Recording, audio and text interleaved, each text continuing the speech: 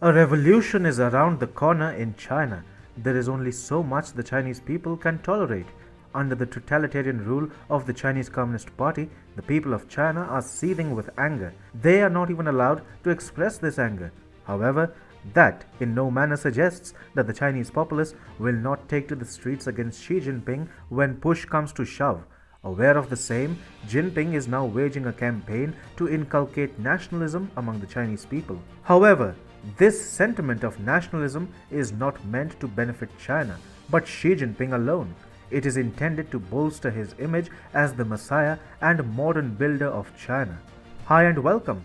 This is TFI Global, the foreign affairs and geopolitical analysis arm of the TFI Media Group. I am your host Sanbir Ranhotra, and in this video I will tell you how Xi Jinping has resorted to rally around the flag trick to stop a very possible popular anti-CCP uprising. Let's begin. At the behest of the CCP, an 8-year-old article has suddenly emerged once again. It has risen like a phoenix from the ashes. This article, published in 2013, was really the foundation stone of all conflicts which China under Xi Jinping was about to give rise to.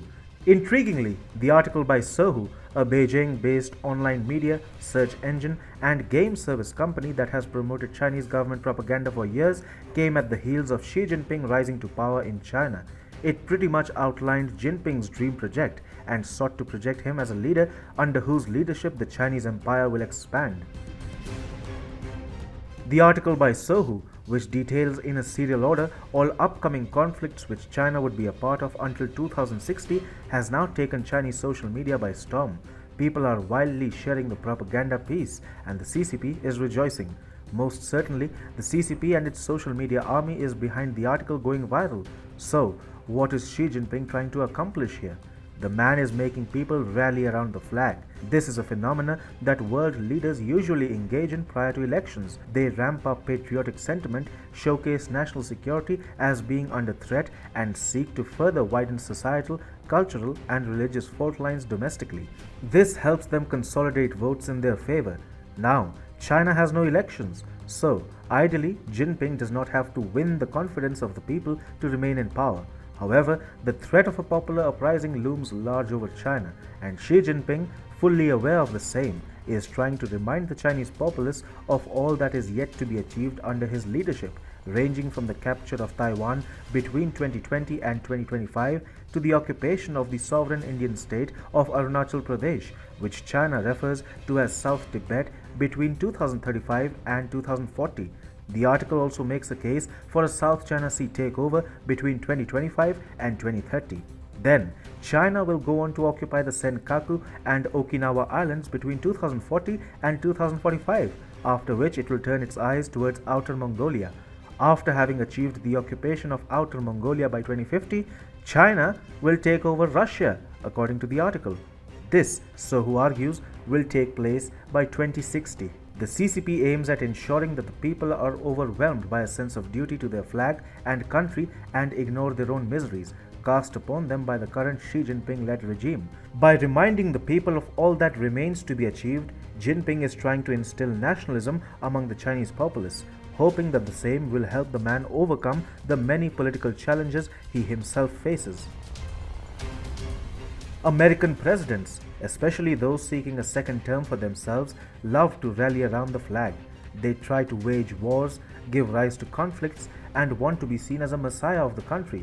Barack Obama did the same, although he was desperately trying to make the road to the White House for Hillary Clinton easier.